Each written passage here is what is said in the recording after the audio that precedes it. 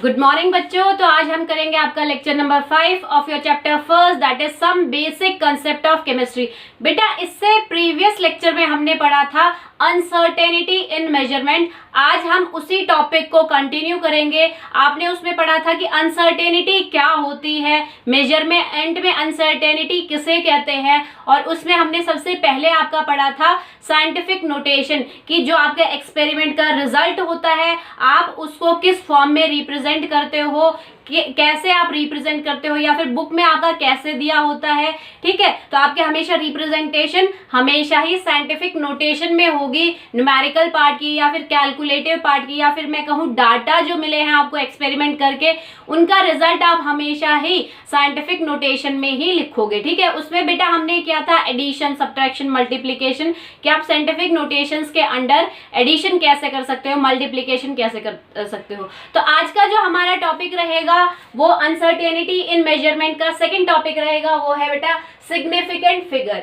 Now what do you mean by significant figure? बेटा बहुत basic सी बात है कि अगर आप कोई एक्सपेरिमेंट परफॉर्म करते हो और उसका जो रिजल्ट आप निकालते हो या आपको जो उसका रिजल्ट मिला आप उसको अपने टीचर को बताना चाहते हो या फिर आप दुनिया को बताना चाहते हो, कुछ नया एक्सपेरिमेंट किया, तो आपकी टीचर की आपसे क्या एक्सपेक्टेशन रहेगी कि आप अपना रिजल्ट सिग्निफिकेंट फॉर्म में एक्सप्रेस करो, यानी कि आपका रिजल्ट जो है सिग्निफिकेंट हो।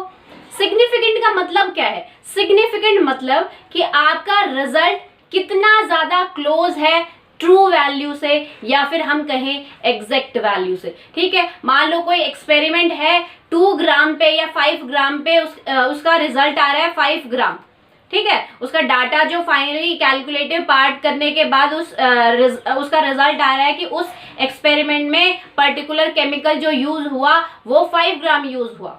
ठीक है, वही एक्सपेरिमेंट तो बुक में 5 ग्राम गिवन है, बेटा वही एक्सपेरिमेंट अगर आप करते हो तो आपका रिजल्ट भी क्या आना चाहिए, उस वैल्यू के बिल्कुल क्या तो एग्जैक्ट आना चाहिए।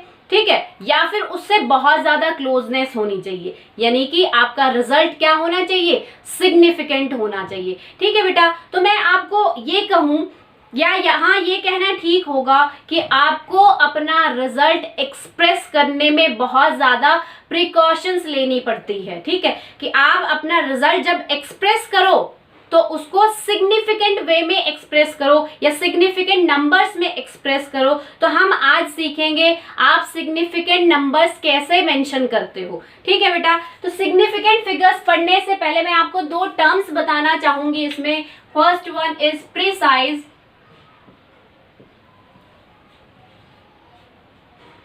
And the second one is accurate.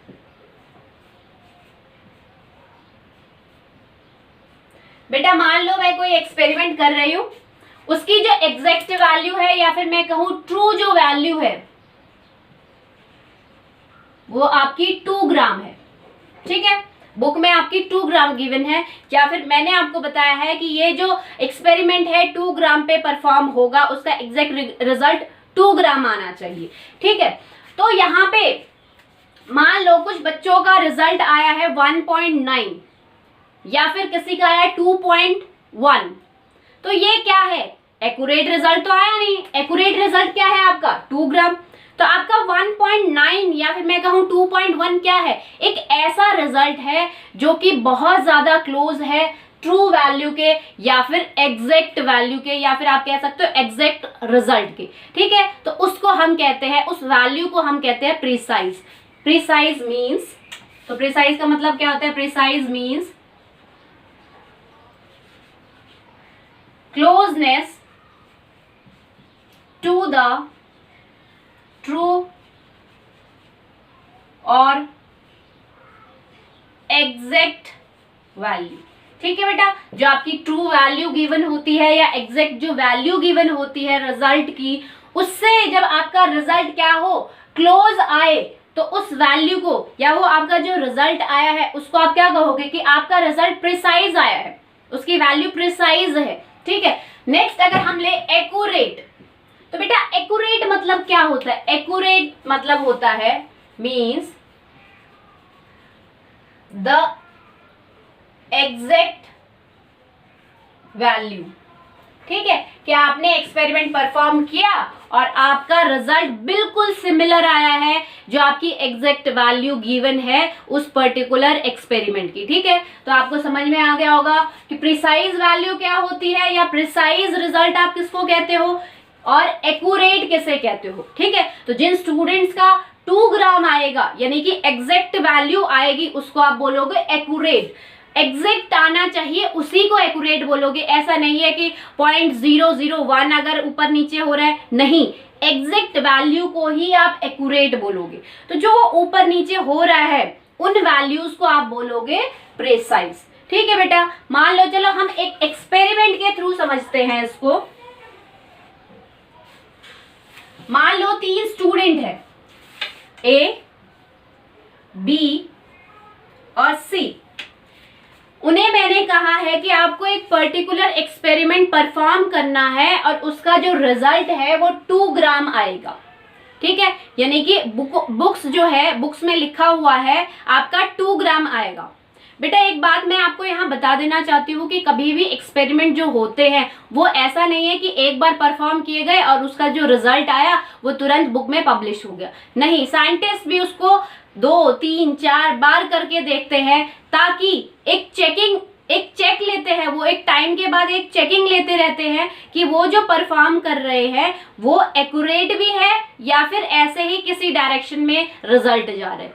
ठीक है, तो जैसे फॉर एग्जाम्पल आपने देखा होगा कि मैं बहुत यूजुअल सा एग्जाम्पल बताऊं कि अगर आप बाइक फैक्ट्री में जाते हो तो आपने देखा होगा कि बाइक जो बनती है वो ऐसा तो है नहीं कि बाइक बनी, कोई बाइक का नया मॉडल बन गया और उसको मार्केट में डायरेक्टली लॉन्च कर दिया। नहीं, उसको चेक किया जाता है, उसको वेरीफाई किया जाता है, उसको बिल्कुल उसकी एक्यूरेसी देखी जाती है कि उन्होंने जो एस्टिमेट लगाया था कि ये इतनी एवरेज देगी, ये इतना लीटर तेल लेगी, या फिर ये इतने किलोमीटर इतने आवर्स में निकाल सकती है, या फिर इस पे कितने लोग बैठ सकते हैं, ठीक है, या फिर इसका प्राइस कितना होना चाहिए, वो सारा रेगुलर चेक होता है।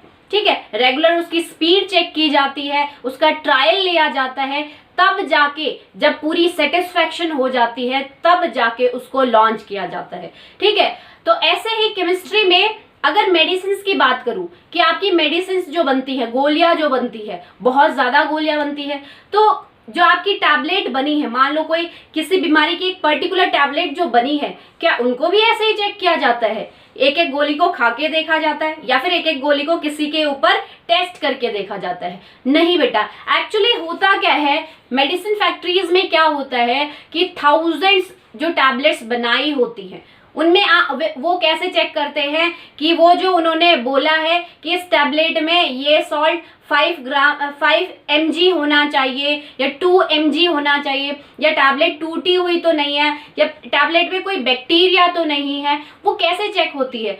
पूरा थाउजेंड्स का स्लॉट होता है, वहां पे 1000 टैबलेट्स का स्लॉट होता है, उनमें से वो रैंडमली 2 या 3 टैबलेट्स को उठाते हैं। रैंडमली किसी को भी उठा लेते हैं, ऐसे नहीं है कि फर्स्ट सीरीज में से उठाएंगे। ठीक है, रैंडमली 2 या 3 टैबलेट वो निकाल लेते हैं, उन टैबलेट्स पे चेकिंग होती है, उनके ऊपर वेरिफिकेशंस होते हैं, तब जाके जो रिजल्ट आया है वो पूरी टैबलेट्स के लिए मेंशन किया जाता है कि हाँ ये ऐसा रिजल्ट आया है। एक एक टैबलेट को चेक नहीं किया जाता। बट अब हम बात करें केमिस्ट्री की, ये तो बात हो गई आपकी मेडिसिन फील्ड की। अब हम बात करें केमिस्ट्री की, जो आपके लैब में एक्सपेरिमेंट परफॉर्म किए जाते हैं बेटा, उसमें भी हर एक स्टूडेंट लेवल पे हो या साइंटिस्ट लेवल पे हो या बड़े लेवल बल्क लेवल पे कुछ एक्सपेरिमेंट हो रहा, हर जगह आपके एक्सपेरिमेंट 2 से 3 बार परफॉर्म किए जाते हैं और फिर जो आपके 2-3 बार परफॉर्म करने के जो रिजल्ट आए हैं उन रिजल्ट का एवरेज दिया जाता है।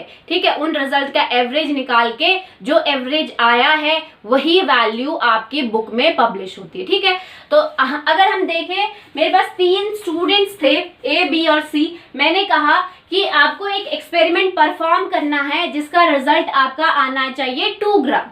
ठीक है, तो जो ए स्टूडेंट है उसने परफॉर्म किया और उसका पहली बारी में आया 1.96 ग्राम। ठीक है, उसके बाद उसने दूसरी बार परफॉर्म करके देखा, उसका रिजल्ट आया मान लो 1.94 ग्राम। ठीक है, तो हमारा, मैंने अभी बताया था, लैब्स में जो एक्सपेरिमेंट होते हैं आप एवरेज रिजल्ट लेते हो कि आपने जितनी बार परफॉर्म किया उसका एवरेज। तो उसने क्या किया, उसने दोनों एक्सपेरिमेंट का एवरेज निकाल के देखा। एवरेज कैसे निकालते हो, sum of observation upon total number of observation, maths में आपने सीखा होगा। तो इसका एवरेज कैसे निकलेगा, 1.96 प्लस 1.94 अपॉन 2। ठीक है बेटा, इसका रिजल्ट अगर आप ऐड करते हो तो आएगा 3.90 अपॉन 2। ठीक है, इसको अगर आप करते हो तो आपकी वैल्यू आएगी 1.95 ग्राम। ठीक है, ये आपकी वैल्यू आई है। तो आप देख सकते हो कि फाइनल रिजल्ट आपका एक्यूरेट या ट्रू वैल्यू क्या थी, 2 ग्राम थी, और इसका जो रिजल्ट आया है ये क्या है, 1.95 आया। तो आप कह सकते हो इसमें चेंज क्या है, 0.05 का ही चेंज है, ज्यादा चेंज तो नहीं है। यानी कि ये वैल्यू जो है आपकी एक्यूरेट रिजल्ट या ट्रू जो वैल्यू है उससे रिलेट है, उससे बहुत ज्यादा क्लोज है। तो ये रिजल्ट आपका कैसा होगा, प्रिसाइज। इसको आप क्या बोलोगे, प्रिसाइज।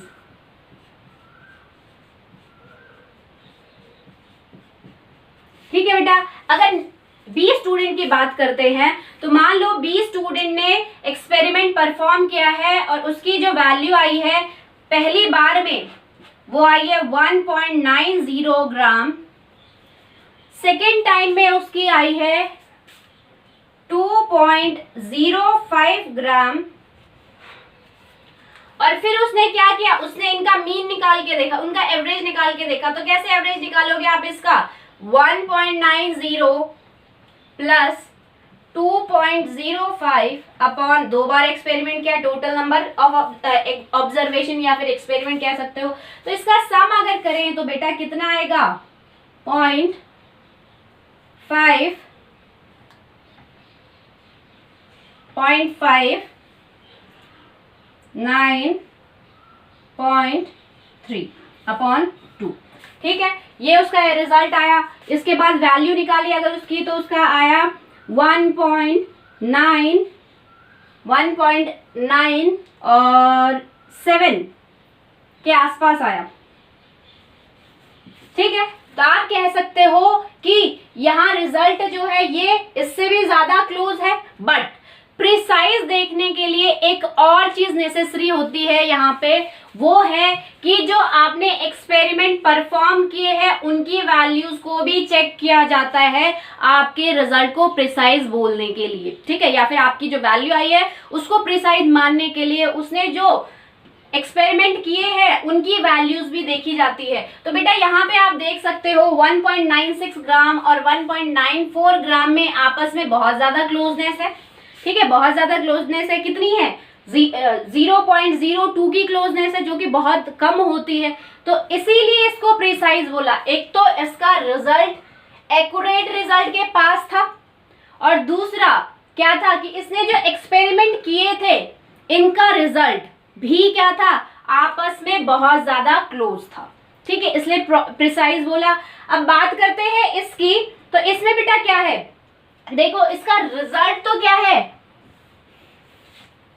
ट्रू वैल्यू के बिल्कुल नजदीक है, बट जो इसने एक्सपेरिमेंट फर्स्ट टाइम और सेकेंड टाइम परफॉर्म किया था वो तो एवरेज है।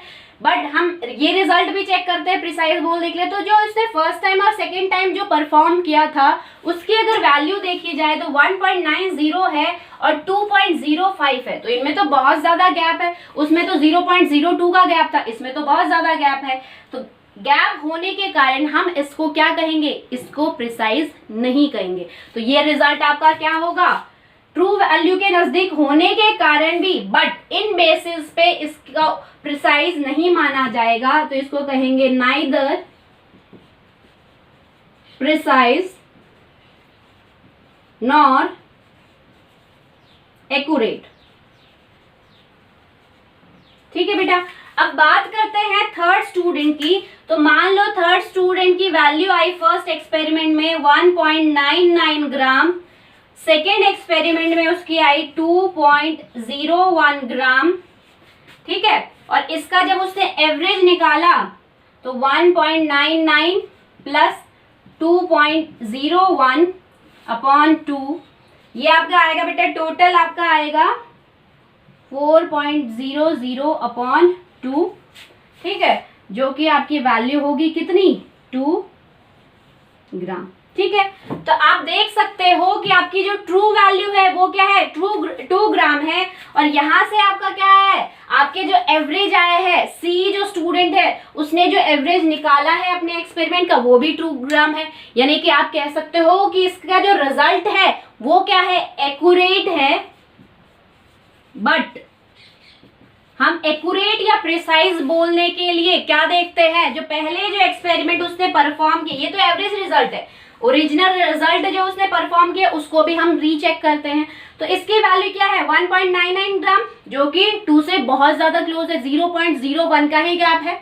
अब दूसरा देखते हैं, तो ये क्या है, 2.01, जो कि फिर से 2 ग्राम से बहुत ज्यादा क्लोज है। कितने का गैप है, 0.01।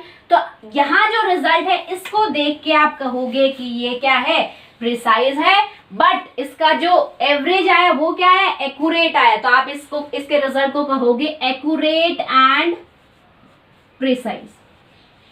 ठीक है बेटा, तो आपको समझ में आ गया होगा, प्रिसाइज का मतलब होता है closeness to the accurate value. ठीक है, उसमें हम चेक दोनों चीज करते हैं कि जो आपका एवरेज निकला है वो एक्चुअल रिजल्ट से कितना क्लोज है, और साथ के साथ आपने जो 2 एक्सपेरिमेंट परफॉर्म किए हैं वो कितने क्लोज है। ठीक है, क्योंकि ऐसा है स्टूडेंट लेवल पे तो चीटिंग करके भी रिजल्ट्स लिख देते हैं, बट हम ये केमिस्ट्री के लेवल, केमिस्ट्री की लैंग्वेज में बात कर रहे हैं कि ओरिजिनली जो आपके एक ईमानदारी से जो एक्सपेरिमेंट परफॉर्म किए जाते हैं उन लेवल की बात कर रहे हैं कि अगर आपका जो एवरेज निकला है वो भी क्लोज है, और साथ के साथ जो है आपने 2 बार या 3 बार या 4 बार एक्सपेरिमेंट परफॉर्म किया था वो भी आपस में क्लोज है।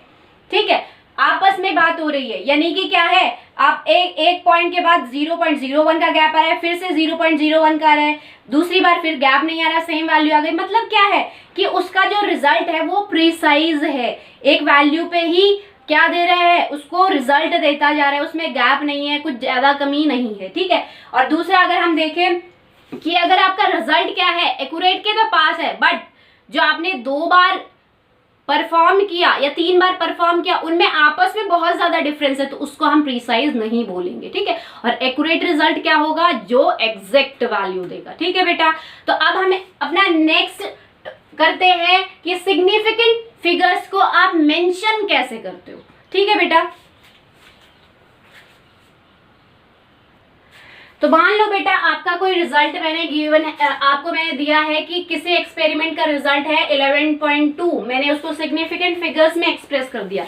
अभी थोड़ी देर बाद मैं आपको सिग्निफिकेंट फिगर्स लिखते कैसे उनका भी रूल बताऊंगी, बट पहले हम ये पढ़ लेते हैं, ये उससे पहले पता होना चाहिए आपको। ठीक है बेटा, तो सिग्निफिकेंट जो फिगर होता है वो आपका कुछ इस टाइप का होता है। इसमें जो आपकी डेसिमल से पहले वैल्यू है वो आपकी होती है सर्टेन वैल्यू, उसको आप बोलते हो सर्टेन वैल्यू, और जो आपकी डेसिमल के बाद है उसको आप बोलते हो अनसर्टेन वैल्यू, अनसर्टेन वैल्यू। मैंने आपको फर्स्ट लेक्चर में ही बताया था अनसर्टेन वैल्यू क्या होती है, अनसर्टेनिटी क्या होती है कि जो आपके रिजल्ट में ऊपर नीचे जो वैल्यू आ रही है, ठीक है, उस ऊपर नीचे वाली वैल्यू को आप अनसर्टेन वैल्यू कहते हो। ठीक है, तो जब आपका क्या हो, आपकी जो आगे की टर्म है क्या होगी, सर्टेन होगी। हमेशा हर रिजल्ट में, हर एक्सपेरिमेंट के रिजल्ट में आगे की वैल्यू सर्टेन ही होनी चाहिए। मतलब अगर बोला है 11 तो बेटा 11 ही होनी चाहिए। ठीक है, मतलब आगे की वैल्यू में चेंज नहीं होना चाहिए, बट अनसर्टेन वैल्यू में चेंज हो सकता है। ठीक है, ऐसा नहीं है कि मैंने 11 बोला, आपकी वैल्यू आ रही है समथिंग 9.1। ठीक है, तो आपकी आगे की ही जो वैल्यू है जिसको आप सर्टेन वैल्यू बोलते हो, सर्टेन मतलब फिक्स वैल्यू। ठीक है, जब आपकी वही चेंज हो गई यानी कि आपका रिजल्ट क्या है, गलत है, वो प्रिसाइज भी नहीं कहा जाएगा, उसको रॉन्ग कहा जाएगा। ठीक है बेटा, तो प्रिसाइज जो रिजल्ट होता है वो अनसर्टेन वैल्यू पे बेस्ड होता है। जब आपकी अनसर्टेन वैल्यू यानी कि उनमें ऊपर नीचे हो सकता है थोड़ा बहुत, ठीक है, रिजल्ट तो मिल जाएगा बट इन वैल्यूज में थोड़ा बहुत ऊपर नीचे नेग्लेक्ट किया जा सकता है एक्सपेरिमेंट में, बट सर्टेन वैल्यूज में नहीं किया जाता। और आप किसी भी रिजल्ट को प्रिसाइज कब बोलते हो, जब उसकी अनसर्टेन वैल्यू में ऊपर नीचे हो, ठीक है, 0.1 का हो, 0.02 का हो, 0.03 का हो, ठीक है, तो उसको आप बोलोगे प्रिसाइज। ठीक है, कब, जब आपकी अनसर्टेन वैल्यू में ऊपर नीचे हो। सर्टेन वैल्यू में अगर ऊपर नीचे हो तो वो रॉन्ग रिजल्ट है। ठीक है बेटा, मान लो आपका कई बार बुक्स में एक्सप्रेस किया होता है इस टाइप से 11.2 ग्राम प्लस माइनस 0.1।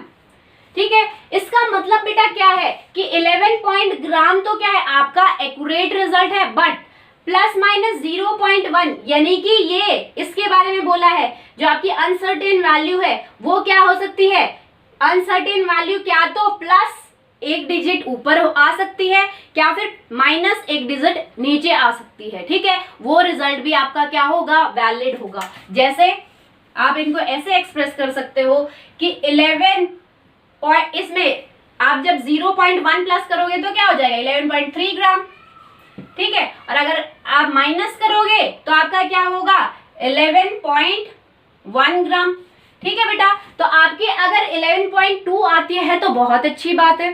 ठीक है, बट अगर आपकी 11.3 आ रही है तो वो भी क्या है, गलत नहीं है, उस रिजल्ट को आप प्रीसाइज रिजल्ट बोलोगे। ठीक है, और 11.1 आ रही है तो वो भी गलत नहीं है, वो भी आपका प्रीसाइज रिजल्ट है। ठीक है बेटा, तो यहाँ आपने देखा कि आपकी जो अनसर्टेनिटी है वो सिर्फ डेसिमल के बाद वाले पार्ट में ही आएगी, उसी बेसिस पे आप रिजल्ट को प्रिसाइज बोलोगे। कई बार आपका अगर यहाँ पे 2 लिखा है, मेंशन किया होगा, तब आप 2 या 3 वैल्यू डेसिमल के बाद वाले डिजिट में प्लस माइनस कर सकते हो, आप अपनी मर्जी से नहीं कर सकते हो। ठीक है, तो अगर यहाँ 2 लिखा है तो यानी कि 11.4 जो है आपकी वैल्यू वो भी सही मानी जाएगी, और माइनस अगर आप करते हो यानी कि 11.0 जो वैल्यू है वो भी आपकी सही मानी जाएगी, और 11.2 अगर आ जाती है तो और भी अच्छी बात है। ठीक है बेटा, तो कई जगह आपको ऐसे बुक में मेंशन किया होगा। ठीक है, बट एक बात मैं आपको बताना चाहती हूँ, अगर आपकी अनसर्टेनिटी, ये आपकी क्या है, अनसर्टेनिटी वैल्यू है, मतलब आपकी अनसर्टेनिटी को एक्सप्रेस कर रही है कि 0.2 वैल्यू ऊपर या नीचे हो सकती है, प्लस या माइनस हो सकती है, बट कभी कभार आपकी अनसर्टेनिटी नहीं एक्सप्रेस की जाती है तो हम ये मान के चलते हैं कि आपकी 0.1 यानी कि 0.1 प्लस माइनस मानी जाती है हमेशा। अगर आपका मेंशन नहीं भी है तो आप सिर्फ इतनी ही अनसर्टेनिटी मान के चल सकते हो, इससे ज्यादा जो है वो वैल्यूएबल नहीं होगी जब तक आपको मेंशन नहीं किया होगा। ठीक है बेटा, तो अब हम पढ़ेंगे आपका सिग्निफिकेंट फिगर्स को एक्सप्रेस करने के रूल्स क्या क्या होते हैं। तो देखो,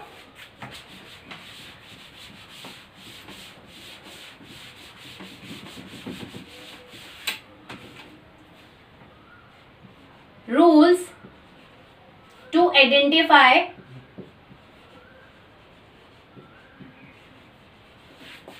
significant figures।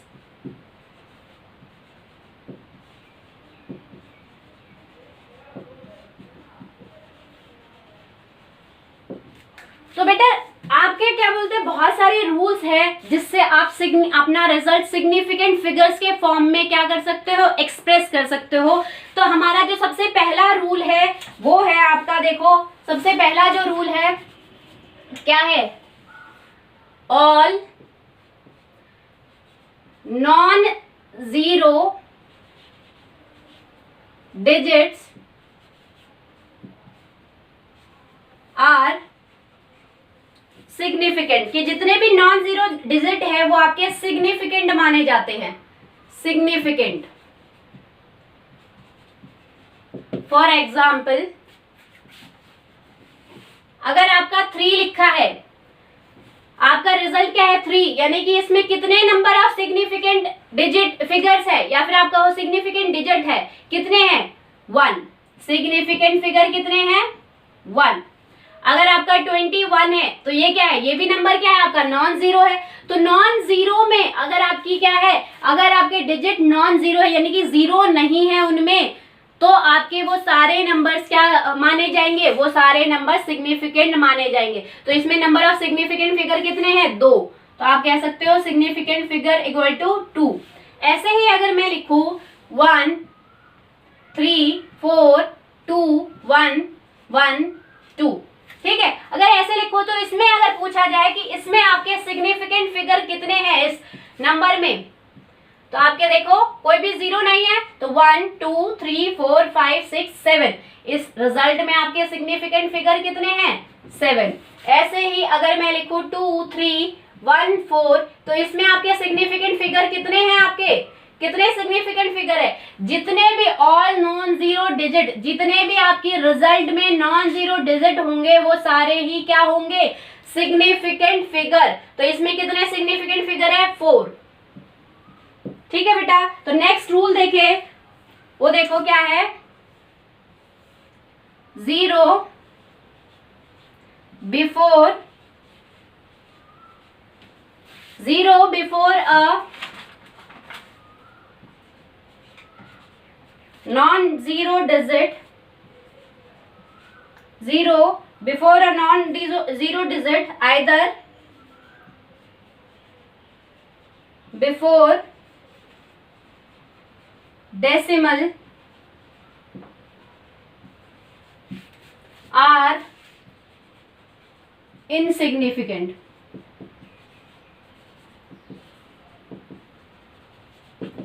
ठीक है बेटा, देखो यहाँ पे क्या है, 0 before a non zero number. अगर आपका कोई नॉन जीरो डिजिट है, जैसे 3 2 1, ये ऐसे है नॉन जीरो, मतलब जीरो नहीं होना चाहिए, ठीक है। तो अगर आपका कोई नॉन जीरो नंबर है और उस नॉन जीरो नंबर के आगे अगर जीरो लिखा है, बिफोर मतलब पहले, आगे, अगर उस नंबर के आगे आपका क्या लिखा है, जीरो नंबर लिखा है, या फिर आप मान लो क्या आइदर बिफोर डेसिमल, उस नंबर के आगे आपका डेसिमल है और फिर जीरो लिखे हैं, तो वो सारे ही इनसिग्निफिकेंट होंगे। फॉर एग्जाम्पल अगर हम देखें, फॉर एग्जाम्पल 0.7521, तो बेटा आप देख सकते हो कि क्या है आपका, मैंने क्या कहा है, नॉन जीरो नंबर के आगे, ठीक है, नॉन जीरो नंबर के बिफोर अगर जीरो हो तो वो क्या होगा, इनसिग्निफिकेंट होगा। पहली कंडीशन तो ये है। दूसरी भी सेटिस्फाई कर रहे हैं। दूसरी क्या है, आइदर बिफोर डेसिमल, कि अगर डेसिमल से पहले भी अगर जीरो होगा तो उसको भी हम इनसिग्निफिकेंट या फिर आप कह सकते हो नॉन सिग्निफिकेंट मानोगे। तो इसमें सिग्निफिकेंट फिगर्स कितने हैं, सिग्निफिकेंट फिगर कितने हैं, 1 2 3 4 है, क्योंकि नॉन जीरो से पहले अगर कोई जीरो हो, मान लो यहाँ डेसिमल नहीं है और सिर्फ जीरो है, तो उसको भी आप कैलकुलेट नहीं करोगे, उसको भी आप कंसिडर नहीं करोगे। और दूसरी कंडीशन क्या है कि अगर नॉन जीरो नंबर से पहले क्या हो, डेसिमल हो, और डेसिमल से पहले जीरो हो, तो वो भी आपका क्या होगा, सिग्निफिकेंट फिगर में काउंट नहीं होगा, वो क्या होगा, इनसिग्निफिकेंट होगा, ठीक है। सेकेंड एग्जाम्पल अगर हम देखें 0.51, तो इसमें बेटा कितने हैं, ये क्या है, डेसिमल से पहले अगर जीरो हो, आइदर बिफोर डेसिमल, तो वो भी क्या होगा, नॉन सिग्निफिकेंट या इनसिग्निफिकेंट। तो total number of significant figure इसमें कितने हैं, 2। ऐसे ही अगर हम देखें 1 2 0, ठीक है, ये आपका कोई नंबर है, तो मैंने आपको बताया था कि नॉन जीरो से पहले, चाहे नॉन जीरो से जस्ट पहले हो या फिर डेसिमल से पहले हो, वो दोनों ही क्या माने जाएंगे, नॉन सिग्निफिकेंट। तो ये जीरो भी आपका नॉन सिग्निफिकेंट ही माना जाएगा। तो total number of significant figure अगर पूछे जाए तो आपका कितना होगा, इसमें भी 2 होगा, ठीक है बेटा। इतनी बात समझ में आ गई। अब हम अपना थर्ड देखते हैं।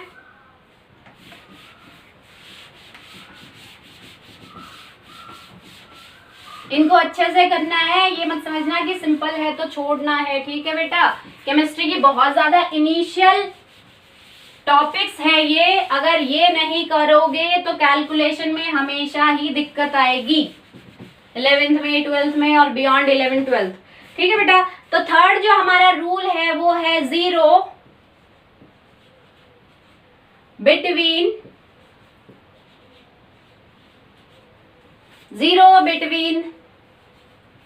नॉन जीरो डिजिट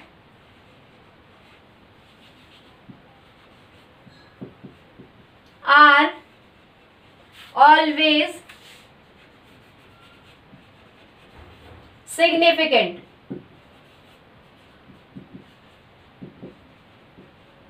ठीक है बेटा, कि आपके अगर जीरो कहाँ हो, दो नॉन जीरो डिजिट के बीच में अगर जीरो हो तो उसको आप सिग्निफिकेंट मानोगे। नॉन जीरो अभी मैंने आपको बताया था, मान लो आपका क्या है 705.3 ऐसा कोई नंबर है।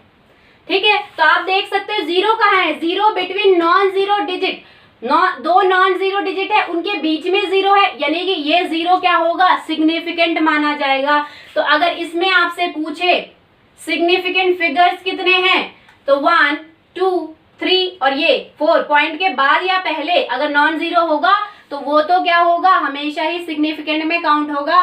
बट अगर पॉइंट से पहले क्या हो, पॉइंट से पहले अगर जीरो हो या फिर अगर नॉन जीरो डिजिट से पहले जीरो हो तो वो क्या होगा, इनसिग्निफिकेंट। बट अगर जीरो आपके दो नॉन जीरो डिजिट के बीच में प्रेजेंट हो तो उसको आप काउंट करोगे एज अ सिग्निफिकेंट फिगर। ठीक है, तो टोटल नंबर ऑफ सिग्निफिकेंट कितने हो गए, 1 2 3 4। ठीक है बेटा, ऐसे ही 601 इसमें कितने हो गए सिग्निफिकेंट फिगर, आपका जीरो कहाँ है, between two non zero digit, तो कितने हो गए 1 2 3। ऐसे ही अगर और एग्जांपल लो 2.0732। ठीक है, तो इसमें देखो इसमें कितना है आपका, ये जो जीरो है ये कहाँ प्रेजेंट है आपका, दो नॉन जीरो के बीच में। अगर ये जीरो यहाँ होता तो काउंट नहीं होता, मतलब 2 से अगर पहले होता तो काउंट नहीं होता, या फिर अगर आपका पॉइंट से पहले सिर्फ जीरो ही होता तो काउंट नहीं होता। बट ये क्या है, दो नॉन जीरो डिजिट के बीच में है तो इसको काउंट करेंगे तो सिग्निफिकेंट फिगर कितने होंगे, टोटल नंबर ऑफ 1 2 3 4 5। ठीक है बेटा, ऐसे ही 1 0 1 1 इसमें कितने हैं आपके, क्या है, ये जीरो कैसा है आपका, नॉन जीरो डिजिट के बीच में है आपका, तो इसको भी काउंट करेंगे एज अ सिग्निफिकेंट फिगर। तो आपके कितने हो गए 1 2 3 4, तो सिग्निफिकेंट फिगर आपके कितने हो गए 4। ठीक है, ऐसे एक और कर ले 2 1 1 0 1 2, तो यहाँ कितने हो गए, ये जीरो जो है डेसिमल से तो पहले है, बट ये चीज भी देखनी है कि अगर सिर्फ डेसिमल से पहले जीरो ही होता और कोई नंबर नहीं होता, अगर ये सारे नंबर नहीं होते तो उसको काउंट नहीं करते। बट यहाँ पे क्या है, डेसिमल से पहले जीरो तो है और जीरो के बाद क्या है, एक और या कहो बहुत सारे क्या है, नॉन जीरो डिजिट है, यानी कि ये जीरो जो है नॉन जीरो डिजिट के बीच में लाई कर रहा है, तो इसको आप काउंट करोगे एज अ सिग्निफिकेंट फिगर। तो total number of significant figure यहाँ कितने होंगे बेटा, 1 2 3 4 5 6। ठीक है, तो अब अगर हम फोर्थ रूल अपना पढ़े तो देखो क्या है, 0 आर इफ, अगर हम कहें if 0 are on right side, if 0 are on right side या फिर if 0 are present on right side after a non-zero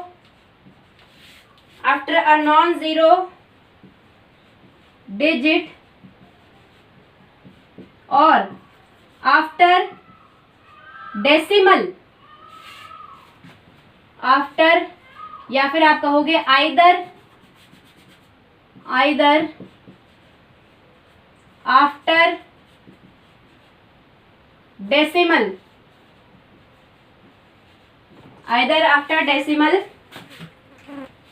are significant।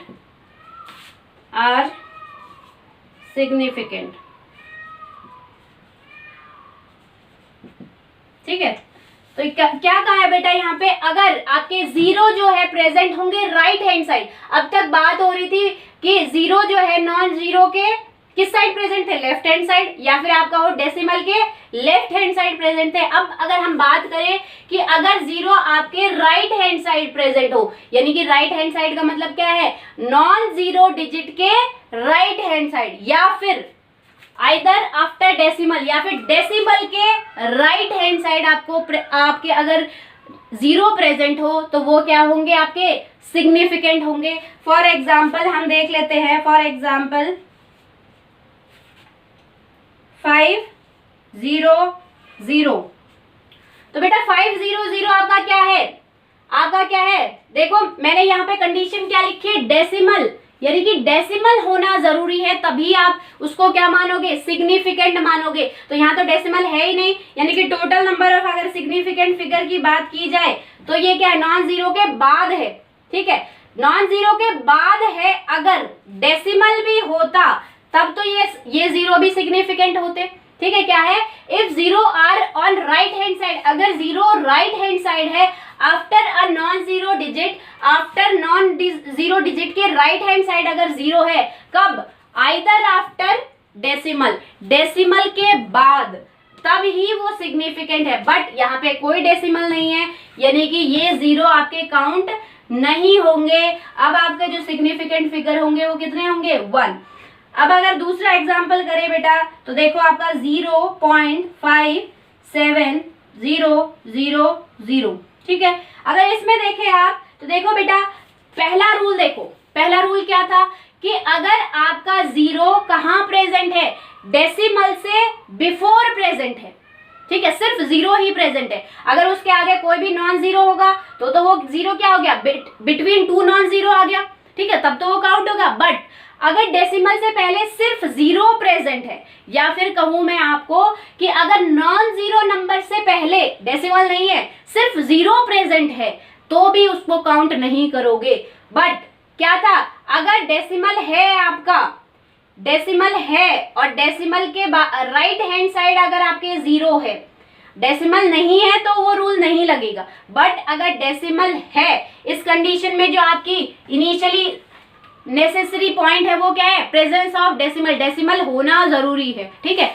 तो अगर डेसिमल है और डेसिमल के राइट हैंड साइड में क्या है, आपके नॉन जीरो है, या फिर आप कहो कि डेसिमल है और साथ ही साथ आपका क्या हो, नॉन जीरो नंबर के राइट हैंड साइड अगर आपका क्या हो, ये नॉन जीरो नंबर है, नॉन जीरो नंबर के राइट हैंड साइड अगर क्या हो आपका जीरो हो, तो उसको आप क्या कहोगे, सिग्निफिकेंट कहोगे। तो इसमें टोटल नंबर ऑफ सिग्निफिकेंट कितने हैं, ये जीरो तो नहीं काउंट होगा, क्योंकि ये क्या है, डेसिमल से पहले है और इससे पहले कोई भी नॉन जीरो नंबर नहीं है, सिर्फ ये अकेला जीरो ही है, तो इसको काउंट नहीं करोगे। बट डेसिमल के राइट हैंड साइड आपके क्या है, जीरो है, साथ ही साथ अगर आप कहो डेसिमल भी है और नॉन जीरो के राइट हैंड साइड है, नॉन जीरो के तो राइट हैंड साइड है, तो दोनों ही कंडीशन इस पे लग रही है, डेसिमल होना जरूरी है, ठीक है। नेसेसरी कंडीशन क्या है, डेसिमल होना जरूरी है। अगर आपका क्या है, क्या बोलते हैं, नॉन जीरो नंबर के राइट हैंड साइड जीरो है और डेसिमल प्रेजेंट है, तब वो जीरो काउंट होंगे।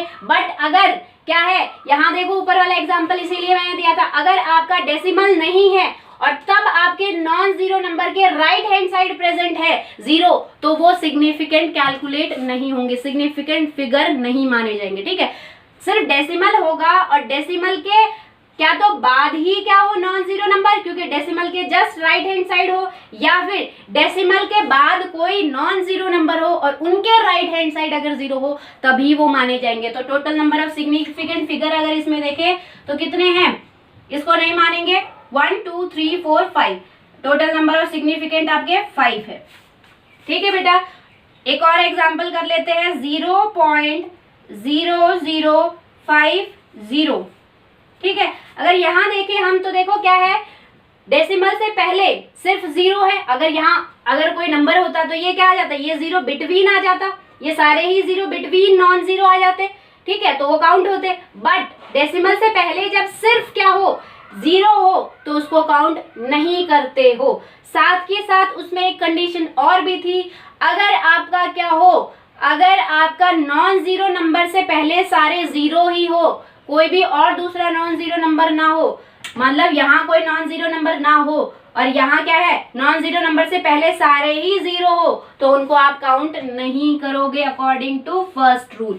तो ये आपके काउंट नहीं होंगे। बट अगर डेसिमल प्रेजेंट है और डेसिमल के क्या हो, डेसिमल के अगर डेसिमल प्रेजेंट है और डेसिमल में बेटा आपका क्या हो, डेसिमल में नॉन जीरो नंबर के राइट हैंड साइड, डेसिमल होने के बाद भी नॉन जीरो नंबर के राइट हैंड साइड, इसका मतलब ये नहीं है कि आपने क्या कर लिया कि डेसिमल के राइट हैंड साइड डायरेक्टली इनको कैलकुलेट कर दिया, ये कैलकुलेट तो हो जाएंगे बट इसमें रूल नंबर फर्स्ट वायलेट कर रहा है। रूल नंबर फर्स्ट क्या कहता है कि नॉन जीरो नंबर से पहले जितने भी जीरो आएंगे वो क्या होंगे, कंसीडर नहीं किए जाएंगे। इसीलिए क्या कहा गया है, डेसिमल के राइट हैंड साइड, बट उस राइट हैंड साइड में क्या होना चाहिए, एक नॉन जीरो नंबर होना चाहिए और उस नॉन जीरो नंबर के राइट हैंड साइड होने चाहिए। ठीक है, if zero are on right side after a non zero number, अगर जीरो है और वो राइट साइड है आपका after a non zero number और उसमें क्या है, आइदर आफ्टर डेसिमल, मतलब डेसिमल के बाद ही है वो, मतलब डेसिमल भी है उसमें, तो वो सिग्निफिकेंट है। अगर डेसिमल नहीं होगा तो सिग्निफिकेंट नहीं होगा। तो इसमें अकॉर्डिंग टू फर्स्ट रूल ये तीनों कैलकुलेट नहीं होंगे। But according to third rule क्या कहता है कि डेसिमल के राइट हैंड साइड अगर जीरो हो, कब, जब आपका कोई नॉन जीरो नंबर हो और नॉन जीरो नंबर के राइट हैंड साइड दिख रहा हो तो वो जीरो आपका कैलकुलेट होगा। तो total number of significant figure यहाँ पे कितने होंगे, total number of significant figure यहाँ पे बेटा 2 होंगे। ठीक है, तो यहां से ये समझ में आ गया। फर्स्ट रूल आपका क्या कहता है कि अगर डेसिमल से पहले कोई कितने भी चाहे जीरो हो, अगर नॉन जीरो नंबर नहीं है तो चाहे कितने भी जीरो हो उनको आप काउंट नहीं करोगे। ठीक है, वही फर्स्ट रूल ये भी कहता है कि अगर आपका नॉन जीरो नंबर से पहले भी चाहे कितने जीरो हो उसको भी अगर डेसिमल नहीं भी है तब भी उसको भी आप काउंट नहीं करोगे। सेकेंड रूल आपका क्या कहता है, अगर आपका zero between 2 non zero number आ रहे हो तो जीरो काउंट होगा। ठीक है, थर्ड रूल आपका क्या कहता है, अगर आपका zero right hand side present है, किसके, नॉन जीरो नंबर के, और साथ की साइड राइट हैंड साइड है डेसिमल के भी, यानी कि डेसिमल भी होना जरूरी है, और डेसिमल के राइट हैंड साइड जब कोई नॉन जीरो नंबर हो और नॉन जीरो नंबर के राइट हैंड साइड कोई जीरो हो तो वो जीरो आपका सिग्निफिकेंट फिगर में काउंट होगा। ठीक है, तो हम लास्ट रूल पढ़ेंगे आपका फिफ्थ रूल। बेटा फिफ्थ रूल आपका क्या कहता है, देखो तो फिफ्थ रूल आपका कहता है exact number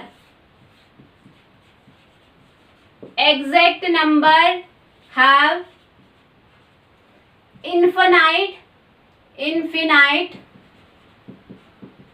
number of significant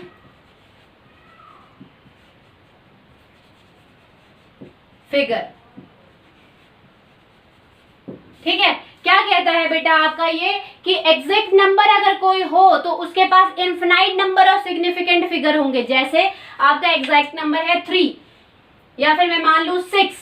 ठीक है, तो इसमें सिग्निफिकेंट फिगर कैसे इनफिनाइट नंबर होंगे। मैं अगर आपसे जनरली क्वेश्चन पूछूं तो आप तो कहोगे कि मैम इसमें एक नंबर है तो यानी कि, और वो भी नॉन जीरो है, यानी कि ये ही एक सिग्निफिकेंट फिगर है। 6 में भी एक ही नंबर है वो भी नॉन जीरो है, कोई डेसिमल वगैरह की भी कंडीशन नहीं है, तो यानी कि इसमें भी क्या है, एक ही क्या है, सिग्निफिकेंट फिगर है। बट इसमें इनफिनाइट नंबर है। कैसे बेटा, अगर मैं 3 को 3.0000 चाहे मैं कितने भी जीरो लगा लूं, खाली बैठी हूँ कितने भी जीरो लगा लूं, तो वो सारे ही आपके काउंट होंगे किसमें, सिग्निफिकेंट फिगर में। ठीक है, कैसे, क्यों काउंट होंगे, क्योंकि यहाँ पे हो क्या रहा है बेटा, आपका डेसिमल के राइट हैंड साइड तो है ही, साथ की साथ आपका क्या है, नॉन जीरो के भी राइट हैंड साइड है। अगर यहाँ पे जीरो होता और यहाँ पे कोई नंबर होता तब ये सारे जीरो काउंट नहीं होते, क्योंकि ये डेसिमल के राइट हैंड साइड तो है। But according to first rule क्या है आपके, अकॉर्डिंग टू फर्स्ट रूल क्या कहता है आपका कि अगर आपका क्या हो, नॉन जीरो के बिफोर जितने भी जीरो है सारे काउंट नहीं होंगे। तो अगर आप ऐसे लिखोगे तो यहाँ थर्ड रूल आपका वैलिड हो रहा है कैसे? थर्ड रूल क्या कहता है? डेसिमल के राइट हैंड साइड साथ की साथ क्या होना चाहिए? उन जीरो से पहले एक नॉन जीरो नंबर जरूर होना चाहिए। तो इन सारे जीरो से पहले एक नॉन जीरो नंबर है, ठीक है। साथ के साथ क्या है? राइट हैंड साइड है सारे, तो ये क्या है? ये सारे ही काउंट होंगे। तो अगर मैं यहाँ पे सिग्निफिकेंट फिगर बोलूं बेटा तो कितना है? 1 2 3 4 5 6 7 8 9 है। 10 भी हो सकते हैं, 30 भी हो सकते हैं, 50 भी हो सकते हैं, डिपेंडिंग ऑन कि आपने कितने जीरो लगाए, ठीक है। और अगर इसकी बात करूं तो सेम इसका भी केस होगा। 6.000000000 लगा दूं मैं तो इसमें कितने सिग्निफिकेंट नंबर होंगे? डेसिमल के राइट हैंड साइड साथ के साथ नॉन जीरो नंबर के राइट हैंड साइड भी है, ठीक है। अगर यहाँ पे ये नंबर नहीं होता तो ये सारे इनवैलिड थे, बट सिर्फ इस नंबर के आने के कारण आपका ये क्या हो गए? ये सारे क्या हो गए? सिग्निफिकेंट में काउंट हो गए। तो ये क्या हो गए? 1 2 3 4 5 6 7 8 9 10, ठीक है। तो 10 सिग्निफिकेंट फिगर है। अगर मैं बात करूं 30 है, फॉर एग्जाम्पल आपका कोई नंबर है 30, ठीक है बेटा। तो अगर मैं 30 की बात करूं आपका यहाँ पे, तो 30 में क्या है आपका? देखो यहाँ पे 30 क्या है आपका? एग्जैक्ट नंबर है, 30 एग्जैक्ट नंबर है, ठीक है। तो इसमें भी इनफाइनाइट नंबर है। कैसे? 30.00 लिखूं तो वो 30 के बराबर ही होता है, ठीक है। तो यहाँ पे भी वो रूल लग रहा है कि राइट हैंड साइड के, सॉरी डेसिमल के राइट हैंड साइड जितने भी जीरो हो after a non zero number, non zero number के राइट हैंड साइड भी है, डेसिमल के भी राइट हैंड साइड है, तो ये सारे सिग्निफिकेंट होंगे। तो इसमें सिग्निफिकेंट फिगर कितने होंगे? 1 2 3 4 5, ठीक है। तो यहाँ पे सिग्निफिकेंट फिगर कितने होंगे? 5 होंगे, ठीक है बेटा। तो ये बात आपको समझ में आ गई। पहला रूल कि जितना अगर आपका क्या हो, डेसिमल से बिफोर सिर्फ जीरो हो या फिर नॉन जीरो नंबर से बिफोर सिर्फ जीरो हो तो वो नॉट काउंट, ठीक है, वो इनसिग्निफिकेंट होंगे। Second rule, zero between two non zero number will always be consider, वो सिग्निफिकेंट नंबर होगा। थर्ड रूल, अगर आपका क्या हो, डेसिमल होना जरूरी है, ठीक है। अगर आपका डेसिमल है साथ की साथ क्या है, अगर एक नॉन जीरो नंबर के राइट हैंड साइड है या फिर नॉन जीरो नंबर के बाद डेसिमल है और डेसिमल के राइट हैंड साइड है तो वो सारे आपके काउंटेबल होंगे। बट अगर आपका क्या है, डेसिमल से पहले अगर नॉन जीरो नंबर नहीं है या फिर मैं कहूं वो जो जीरो आप काउंट कर रहे हो उनसे पहले अगर नॉन जीरो नंबर नहीं है तो वो सारे ही जीरो इनवैलिड होंगे, ठीक है। और फिफ्थ रूल आपका कहता है बेटा, एग्जैक्ट नंबर जो है आपके उनके पास infinite number of significant figure होते हैं। क्यों? क्योंकि एग्जैक्ट नंबर में क्या है, जीरो से पहले क्या है आपका? नॉन जीरो नंबर है, या फिर मैं कहूं डेसिमल से पहले नॉन जीरो नंबर है, या फिर मैं कहूं जीरो के जीरो के लेफ्ट हैंड साइड क्या है? नॉन जीरो नंबर है। तो जीरो के अगर लेफ्ट हैंड साइड कभी भी नॉन जीरो नंबर हो तो वो सारे जीरो काउंट होंगे, ठीक है। तो अब अगर मैं बताऊं आपको, जो कल हमने पढ़ी थी, क्या पढ़ी थी? साइंटिफिक नोटेशन पढ़ी थी, उनमें आप जीरो या नॉन जीरो कैसे, सॉरी सिग्निफिकेंट फिगर या नॉन सिग्निफिकेंट फिगर कैसे देखोगे। तो फॉर एग्जांपल अगर आपका कुछ ऐसा नंबर है 2.48 इंटू 10⁻23 या फिर 1.4432 इंटू 10⁻⁻5, ठीक है। अगर ऐसा कोई नंबर है तो इसमें आप सिग्निफिकेंट फिगर कैसे देखोगे? ये आपका क्या है? साइंटिफिक नोटेशन है जो मैंने आपको सिखाई थी कल के लेक्चर में। तो इनमें आप कैसे कैलकुलेट करोगे बेटा? इनको कंसिडर नहीं करना, 10⁻⁻, चाहे कितना भी हो, इनफिनाइट नंबर हो, इनको आप कंसिडर नहीं करोगे सिग्निफिकेंट नंबर में, सिर्फ आप इनको कंसिडर करोगे, ठीक है। और इनमें ही आप चारों पांचों रूल आप लगाओगे। तो क्या है, इसमें एक भी जीरो नहीं है तो कितने सिग्निफिकेंट नंबर हो गए इसमें, या सिग्निफिकेंट फिगर हो गए? सिग्निफिकेंट फिगर कितने हो गए इसमें? 3, और इसमें सिग्निफिकेंट फिगर बेटा कितने हो गए? 1 2 3 4 5, ठीक है, इसमें 5 हो गए। अगर ऐसा ही एग्जाम्पल मैं ये दे दूं, ठीक है, तो इसमें देखो ये जो इसको तो हम काउंट करेंगे ही नहीं सिग्निफिकेंट फिगर में। बात आती है जीरो की, तो ये जीरो कहाँ है बेटा? बिटवीन नॉन जीरो नंबर्स, तो ये भी काउंट होंगे। तो टोटल सिग्निफिकेंट फिगर कितने होंगे? 1 2 3 4 5 6 होंगे, ठीक है, ये बात हो गई। अब ये सिग्निफिकेंट नंबर वाला आपका पार्ट हो गया है, ठीक है, कि आप सिग्निफिकेंट नंबर्स को कैसे आइडेंटिफाई करोगे, कैसे पहचान करोगे कि कितना सिग्निफिकेंट नंबर है। अब अगर हमें क्या करना हो, सिग्निफिकेंट नंबर का एडिशन करना हो तो आप कैसे करोगे? मैं एडिशन बता देती हूँ, सब्ट्रैक्शन मल्टीप्लिकेशन आप अपनी मर्जी से सारे उसी अकॉर्डिंग हो जाएंगे। सपोज मेरे पास है 1.3001, ऐसे ही 1.1, ऐसे ही 80.430, ठीक है, ऐसे ही 112.22।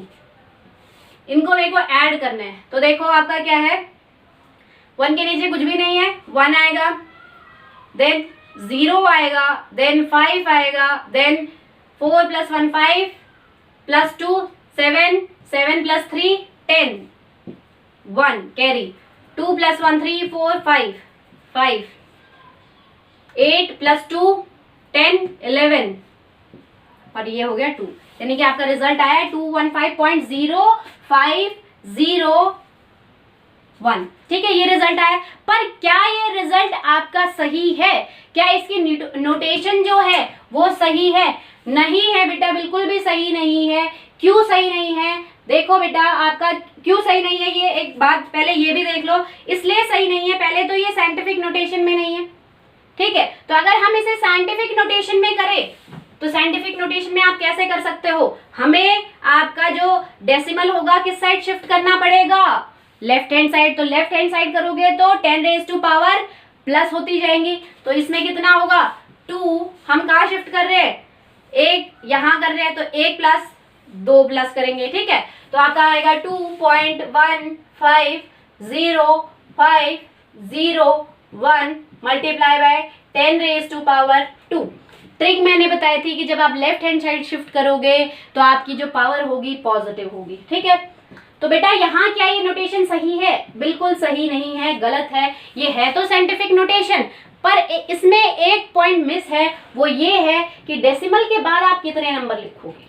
ऐसे तो आप अपनी मर्जी से कितने भी नंबर लिख सकते हो, तो डेसिमल के बाद जितने नंबर लिखने उसका भी एक रूल है, या फिर आप कह सकते हो एक छोटा सा पॉइंट है। वो क्या है कि इनमें से वो नंबर देखो जिसके पास डेसिमल के बाद सबसे कम डिजिट हो। तो कौन है सबसे कम डिजिट वाला? ये है, ठीक है। यानी कि सबसे कम डिजिट कितनी है, 1 है, ठीक है। इसमें कितनी है, 3 है, 1 2 3 4, इसमें 4 है, इसमें कितने है, 3 है, 1 2 3, इसमें 2 है। तो सबसे कम डिजिट कितनी है, 1 है। यानी कि आपकी जो रिप्रेजेंटेशन होगी वो सही होगी ये वाली, कि डेसिमल के बाद सिर्फ एक ही नंबर आना चाहिए, ठीक है। एक आपका ये भी साइंटिफिक नोटेशन को रिप्रेजेंट करने का तरीका है बेटा, ठीक है। तो इसको भी ध्यान में रखना है। दूसरी बात, अगर आपका क्या हो अगर आपने सिग्निफिकेंट फिगर्स लिखे हैं, आपका जो रिजल्ट सिग्निफिकेंट फिगर में है, तो आप राउंड ऑफ कैसे लिखोगे? तो राउंड ऑफ के भी आपको कुछ रूल्स पता होने चाहिए, ठीक है। तो पहला देखो, मान लो आपका रिजल्ट ये है, आपका रिजल्ट ये है, ठीक है। और हमें क्या करना है, हमें एलिमिनेट करना है इसको, ठीक है। ये एलिमिनेट करना है। क्यों एलिमिनेट करना है? क्योंकि अभी जो मैंने आपको बताया था कि एडिशन सब्ट्रैक्शन मल्टीप्लिकेशन जो भी हो, पॉइंट के बाद कितने डिजिट लिखे जाएंगे वो डिपेंड करेगा कि आप उस नंबर को उठाओगे जिसमें पॉइंट के बाद सबसे कम डिजिट हो, ठीक है। तो मान लो हमारे पास ऐसा रिजल्ट आया, ऐसे नंबर्स को ऐड किया जिनमें एक ऐसा है जिसमें पॉइंट के बाद सिर्फ 2 ही डिजिट है, ठीक है। तो अगर आपको 7 को हटाना है तो इसको ऐसा नहीं है कि आपने 7 को डायरेक्टली हटा दिया, इसको हटाने के लिए आपको राउंड ऑफ फिगर में लिखना पड़ेगा, तभी आपका ये रिजल्ट वैलिड होगा। तो कैसे लिख सकते हो, अगर आपका जिस नंबर को अगर आप हटा रहे, जिसको आप एलिमिनेट कर रहे हो, वो नंबर अगर 5 से ग्रेटर है तो क्या होगा, उससे पहले वाले नंबर में एक 1 ऐड हो जाएगा। आप ऑलमोस्ट सबको पता होगा राउंड ऑफ रूल, ठीक है, बट जो भूल चुके एक बार देख लो उसको, ठीक है। तो आपका क्या होगा, 3.15, ठीक है बेटा। तो ऐसे ही एक और एग्जांपल करवा देती हूँ, जैसे आपका है 1.211, ठीक है, ऐसा कोई नंबर है आपका। तो अगर मेरे को इसको एलिमिनेट करना है तो यहाँ रूल क्या होगा, जो अगर आपका जिस नंबर को आप एलिमिनेट कर रहे हो वो अगर आपका 5 से ग्रेटर है तो एलिमिनेट वाले नंबर से पहले वाले नंबर में +1 ऐड हो जाएगा। बट अगर जिसको आप एलिमिनेट कर रहे हो वो 5 से कम है, यानी कि 4 3 2 1 है, तो आपका कुछ भी नहीं होगा, रिजल्ट आपका एज इट इज लिखा जाएगा, सिर्फ वो नंबर एलिमिनेट हो जाएगा। क्या हो जाएगा, 1.21, ठीक है। ऐसे ही जो थर्ड रूल है आपका, ये तो मैंने बता दिया कि जिस नंबर को आप एलिमिनेट कर रहे हो अगर वो 5 से ज्यादा है या कम है तब आप क्या करोगे। बट क्वेश्चन आता है कि अगर आपका एग्जैक्ट 5 है तब क्या करोगे। ठीक है, तो मान लो अगर हमारा नंबर है ये और आपको इसको एलिमिनेट करना है तो आप क्या करोगे बेटा। तो आपको एक चीज ध्यान में रखनी है कि जिस नंबर को आप एलिमिनेट कर रहे हो उससे पहले अगर जो नंबर है वो इवन है तो आपका रिजल्ट एज इट इज होगा, यानी कि एलिमिनेट हो जाएगा नंबर और कुछ भी ऐड सब्ट्रैक्ट नहीं होगा, तो रिजल्ट आपका 2 रहेगा। बट अगर आपका क्या हो, अगर आपका जिसको आप एलिमिनेट कर रहे हो वो 5 है और उससे पहले वाला नंबर क्या हो, ऑड हो, तो आप क्या करोगे बेटा, इसमें एक 1 ऐड कर दोगे, यानी कि अब आपका जो नंबर बनेगा वो बनेगा 3.2 और इसमें एक नंबर ऐड कर दिया, कितना बन गया 4। ठीक है, तो आपका जो रिजल्ट होगा वो इस तरीके से रिप्रेजेंट किया करेंगे। ठीक है, तो सिग्निफिकेंट नंबर, सिग्निफिकेंट फिगर को रिप्रेजेंट करने के हमने रूल पढ़ लिए। ठीक है, आप कैसे आइडेंटिफाई करोगे कि किसी भी रिजल्ट में कितने सिग्निफिकेंट फिगर्स हैं। ठीक है, तो यहाँ हमने पढ़ा राउंड ऑफ के रूल्स पढ़ लिए कि अगर आपका रिजल्ट सिग्निफिकेंट फिगर्स में लिखा हुआ है, उसमें टोटली सिग्निफिकेंट फिगर है, तो उनमें राउंड ऑफ कैसे होगा, उसको अप्रोप्रिएट आप कैसे बनाओगे। तो अगर आप जिस नंबर को एलिमिनेट कर रहे हो वो 5 से ग्रेटर है तो क्या करोगे, उस नंबर को एलिमिनेट कर दोगे और उससे पहले वाले नंबर में +1 करोगे। अगर जिस नंबर को आप एलिमिनेट कर रहे हो वो 5 से कम है तो कोई चेंज नहीं होगा रिजल्ट में, सिर्फ वो नंबर एलिमिनेट हो जाएगा। बट अगर आपका नंबर 5 है, एग्जैक्टली 5 है, जिसको आपको एलिमिनेट करना है, जिसको आपको हटाना है, तो क्या होगा, आप ये चेक करोगे कि 5 से पहले वाला नंबर ऑड है या इवन है। अगर इवन होगा तो रिजल्ट आपका एज इट इज लिखा जाएगा, सिर्फ 5 को एलिमिनेट करोगे आप। बट अगर आपका नंबर ऑड है तो आप क्या करोगे, 5 को एलिमिनेट कर दोगे और उस ऑड नंबर में +1 कर दोगे। ठीक है, तो बेटा ये आपका हो गया राउंड ऑफ का रूल। अब जो हमारा नेक्स्ट टॉपिक है वो है डायमेंशन एनालिसिस। ठीक है,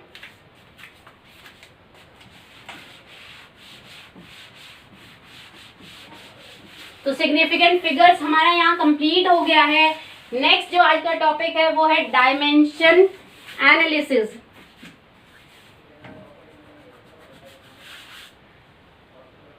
dimension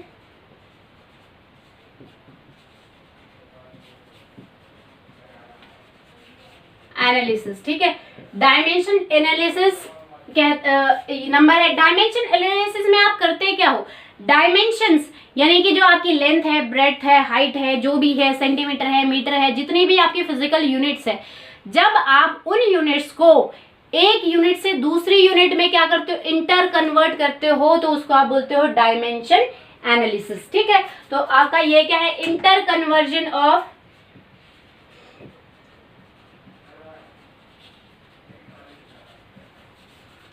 one unit into another unit। ठीक है, कि आप एक यूनिट को जब दूसरी यूनिट में कन्वर्ट करते हो, इंटर कन्वर्ट करते हो बेटा, तो उसको आप बोलते हो डायमेंशन एनालिसिस। ठीक है, अब हम एग्जांपल पढ़ते हैं। जैसे आपको फॉर एग्जांपल मान लो आपको 3 इंच को कन्वर्ट करना है किसमें, सेंटीमीटर में। ठीक है, क्या करना है आपको, 3 इंच को कन्वर्ट करना है सेंटीमीटर में। तो पहले तो आपको ये पता होना चाहिए कि 1 इंच में आपके कितने सेंटीमीटर होते हैं। ठीक है, पहले आपको ये पता लगाना है कि आपको क्या करना है, इंच को सेंटीमीटर में करना है। ठीक है, तो आपको ये पता होना चाहिए कि कितने सेंटीमीटर होते हैं 1 इंच में। तो बेटा मैं यहाँ आपको बताना चाहूंगी कि एक जो इंच होती है उसमें 2.54 सेंटीमीटर होते हैं। ठीक है, तो आप डायमेंशन एनालिसिस अगर मैं कहूं या फिर कहूं, इसको आप यूनिट फैक्टर मेथड भी कहते हो, इसको आप यूनिट फैक्टर मेथड भी कहते हो, तो इसमें आप कैसे पता लगाओगे। ठीक है, तो इसमें एक टेक्निक है या फिर मैं कहूं एक मेथड है, उसी के अकॉर्डिंग आपको करना होता है। जैसे अगर मैं ये लिख दूं 1 इंच अपॉन 2.54 सेंटीमीटर, या फिर मैं अगर ये लिख दूं 2.54 सेंटीमीटर अपॉन 1 इंच, ठीक है, ये बिल्कुल सही है। कैसे कैसे सही है? आप सोचोगे मैम ने पता नहीं क्या लिख दिया। तो बेटा ये इस अकॉर्डिंग सही है कि अगर मैं चाहे 1 इंच को ऊपर लिख दूं और डिनोमिनेटर में 2.54 इंच लिख दूं, एक ही बात है। कैसे? अगर मैं इस टर्म को यहाँ ले जाऊं तो आपका क्या होगा, यहाँ तो हो जाएगा 1, यहाँ हो जाएगा 1 और ये इसके नीचे आ जाएगी। या फिर आपका क्या होगा, अगर मैं इस टर्म को इसके नीचे ले जाऊं डिनोमिनेटर में तो आपका क्या आएगा, ये वाली टर्म आएगी। तो आपका क्या है 2.54 upon 1 inch is equal to 1, ठीक है। तो ये मैंने किस अकॉर्डिंग लिखा वो देखो, इन दोनों में से कौन सा फिर सही है, कौन सा मेथड आपका सही है बेटा। तो आप देखो, जिसको आपको कन्वर्ट करना है, इंच को आपको सेंटीमीटर में कन्वर्ट करना है, यानी कि इंच को आपको निकालना है या फिर मैं कह दूं दूर भगाना है, ताकि 3 जो है वो सेंटीमीटर में कन्वर्ट हो जाए। तो जिसको आपको कन्वर्ट करना है या जिसको एलिमिनेट करना है जिस यूनिट को, उसको आप हमेशा डिनोमिनेटर में लिखो। किस में लिखो? डिनोमिनेटर में, ठीक है। उसके बाद आपको क्या करना है देखो, तो हम ये नहीं लिखेंगे आपका सही कौन सा है, ये वाला। तो बेटा आपका उसके बाद देखो क्या है, अगर इसको इंटर कन्वर्ट करें तो देखो कैसे आएगा, 3 इंच मल्टीप्लाई बाय, उसके बाद जो आपने लिखा है, जिस फॉर्म में आपने लिखा है उसको मल्टीप्लाई कर दो, 2.54 सेंटीमीटर अपॉन 1 इंच। अब आपको पता चलेगा मैंने ऐसे लिखा क्यों है। उसके बाद is equal to dash centimetre, ठीक है। कैसे? अब ये कैसे होगा, इंच से इंच कैंसिल हो जाएगा, इंच से इंच कैंसिल हो जाएगा और जो आपका आंसर आएगा वो क्या होगा, 7.62 सेंटीमीटर, ठीक है। इंच से इंच कैंसिल हो गया। अब आपका क्या बचा, 3 मल्टीप्लाई बाय 2.5 सेंटीमीटर, जो कि आपका आ जाएगा 7.62 सेंटीमीटर, ठीक है। तो यूनिटरी मेथड में आपको यही करना है कि जो आपको इंटर कन्वर्जन दिया हो उसका पहले तो ये लगाओ कि जैसे सेंटीमीटर को मीटर में करना हो, या इंच को सेंटीमीटर में करना हो, या फिर मीटर को डेसीमीटर में करना हो, तो आपको पता होना चाहिए कि कितने मीटर में कितना क्या होता है, ठीक है। तो ऐसे ही अगर इंच को सेंटीमीटर में करना था तो पहले मैंने ये लिख लिया, जो सिंप्लीफाइड एनालिसिस है कि 1 इंच में कितने होते हैं, 2.54 सेंटीमीटर होते हैं, ठीक है। फिर उसको मैंने इस फॉर्म में लिखा कि आपका जिस यूनिट को आपको कन्वर्ट करना है वो डिनोमिनेटर में आए, ठीक है, ठीक है। डिनोमिनेटर में आने के बाद हमने इस फॉर्म को लिख दिया। अब जो फॉर्म लिखी है उसको आप इससे मल्टीप्लाई कर दो जो आपका क्वेश्चन में गिवन है। फिर आपका क्या होगा, यूनिट से यूनिट कैंसिल हो जाएगी और आपका क्या होगा, वही यूनिट आपको मिल जाएगी जिसमें आपको कन्वर्ट करना है, ठीक है। एक और एग्जांपल कर लेते हैं ताकि आपको ये और अच्छे से समझ में आ जाए।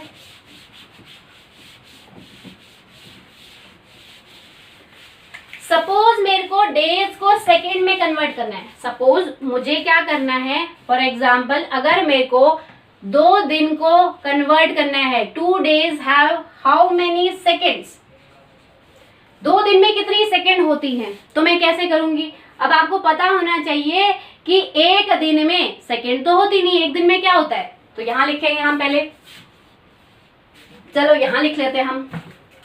तो आपको पता होना चाहिए 1 day इज इक्वल टू, एक दिन में क्या होते हैं, आवर्स होते हैं। कितने आवर्स होते हैं, 24 आवर्स होते हैं, ठीक है। अब बात करें आवर्स की, आवर्स में कितने मिनट्स होते हैं, 1 hour is equal to 60 minutes, ठीक है। और हमारी सेकंड कब निकलेगी, जब हमें पता होगा 1 मिनट में कितनी सेकंड होती है। तो ये एक लंबा प्रोसेस है कि आपको डेज को पहले आवर्स में करना होगा, आवर्स को फिर मिनट्स में करना होगा, मिनट्स को फिर सेकंड में करना होगा, ठीक है। बट एक अच्छा एक इजी मेथड मैंने आपको बताया था, यूनिटरी फैक्टर मेथड, जिसे आप बोलते हो यूनिट फैक्टर मेथड या यूनिटरी फैक्टर मेथड बोल दो। तो इसमें हम क्या करते हैं, मैंने आपको बताया था बेटा क्या करना होता है इसमें, कि जो आपने लिखा है, जो एनालिसिस आपने लिखा है उसको किस फॉर्म में लिख दो, एक बार इसको ऊपर एक बार इसको, ठीक है। तो मान लो मैंने लिख दिया 1 day अपॉन 24 आवर्स, मैं ऐसे भी लिख सकती हूँ इसको, ठीक है, क्योंकि मैं अगर इसको नीचे ले जाऊं तो ये ऐसे ही फॉर्म में कन्वर्ट हो जाएगा, या फिर इज इक्वल टू 1 होता है, ठीक है, या फिर अगर ये इसके नीचे चला गया तो क्या हो गया, 1 बच गया, यहाँ पे कुछ भी नहीं बचेगा। या फिर मैं ऐसे भी लिख सकती हूँ 24 hours is equal to 1 day. अगर बेटा मैं 24 के नीचे ये वाला पोर्शन ले आऊं तो भी आपका सेम ही होगा, ठीक है। अगर मैं इसको लिखूं, हमें ये भी नहीं चाहिए, ठीक है, हमें क्या चाहिए, सेकंड का चाहिए, तो मैं अगर आवर्स का लिखूं तो आप कैसे लिख सकते हो, 1 hour is equal to 60 minutes, ठीक है, इज इक्वल टू 1। या फिर आप लिख सकते हो 60 minutes upon 1 hour is equal to 1, ठीक है। ये जो लास्ट वाला है उसको मैं थोड़ा और नीचे लिख देती हूँ कि 1 मिनट में कितने सेकेंड होते हैं, 60 सेकेंड होते हैं, ठीक है। तो अगर मैं ऐसे लिखूं तो आप ऐसे इसको ऐसे लिख सकते हो, 1 minute is equal to 60 second, या फिर आप लिख सकते हो 60 सेकेंड्स अपॉन 1 मिनट, ठीक है बेटा। तो ये आपका मैंने मेथड में लिख दिया आपका। अगर मैं आपका देखूं, मेरे को क्या चाहिए, मेरे को आवर्स भी नहीं चाहिए, मेरे को क्या चाहिए, आवर्स भी नहीं चाहिए, ठीक है, मेरे को मिनट्स भी नहीं चाहिए, मेरे को क्या चाहिए, सेकंड चाहिए, ठीक है। और दूसरी बात, इन दोनों में से राइट नोटेशन कौन सा है, मैंने आपको क्या कहा था कि आप इसमें से क्या निकाल रहे हो, डे निकाल रहे हो, तो डे को आप कहाँ लिखोगे, डिनोमिनेटर में, तो डिनोमिनेटर में डे किस तरफ है, इस तरफ, यानी कि ये नोटेशन आपका सही है। तो मैं क्या करूंगी, बारी बारी इनको मल्टीप्लाई करूंगी, कैसे, 2 डेज इज इक्वल टू आपका क्या होगा, 24 hours upon 1 day multiply by 60 minute upon 1 hour multiply by 60 seconds upon 1 minute, ठीक है, is equal to dash second, ठीक है बेटा। मेरे को क्या नहीं चाहिए, मेरे को डेज नहीं चाहिए, मेरे को चाहिए सिर्फ सेकेंड्स, ठीक है। तो कैसे, अब देखो जो मैंने लिखा है आपको यहाँ समझ में आएगा मैंने क्यों लिखा था।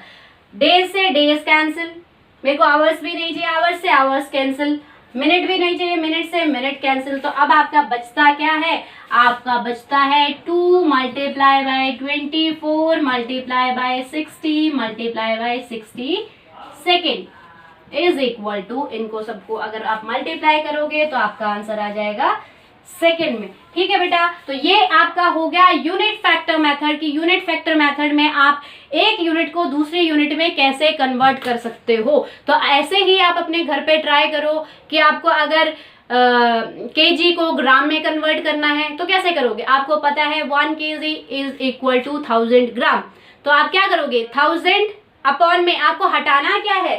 अगर मैं यहाँ बताऊँ 1 kg को कन्वर्ट करना है, सपोज आपको 3 kg को कन्वर्ट करना है या 4 kg को कन्वर्ट करना है डैश ग्राम में, तो कैसे कर सकते हो। आपको पता होना चाहिए, यहाँ लिखो 1 kg में कितने ग्राम होते हैं, 1000 ग्राम होते हैं, ठीक है बेटा। तो मैं किस फॉर्म में लिखूंगी इसको, यूनिट फैक्टर के मेथड के हिसाब से मैं उसको उस फॉर्म में लिखूंगी जहां जिसको आपको एलिमिनेट करना हो वो डिनोमिनेटर में आए। तो इसको मैं लिखूंगी 1000 ग्राम अपॉन 1 kg, ठीक है, इज इक्वल टू 1। तो अगर मैं इसको यहाँ मल्टीप्लाई कर देती हूँ तो 4 kg multiply by 1000 gram upon 1 kg is equal to dash gram. तो kg से kg cancel, 4 multiply by 1000 gram is equal to 4000 gram, ठीक है। तो ऐसे ही बेटा यूनिट फैक्टर मेथड से आप अपने यूनिट्स को इंटर कन्वर्ट कर सकते हो। तो ये आपका टॉपिक हो गया डायमेंशन एनालिसिस का, जो कि आपने एनालिसिस की यूनिट्स का इंटर कन्वर्जन किया with the help of unit factor method, ठीक है बेटा। तो यहाँ आपका मेजरमेंट का पोर्शन कंप्लीट होता है। नेक्स्ट लेक्चर में हम कुछ लॉज पढ़ेंगे जो कि बहुत ज्यादा इंपॉर्टेंट है, जिसपे आपकी पूरी केमिस्ट्री बेस्ड है। That's all for today, thank you.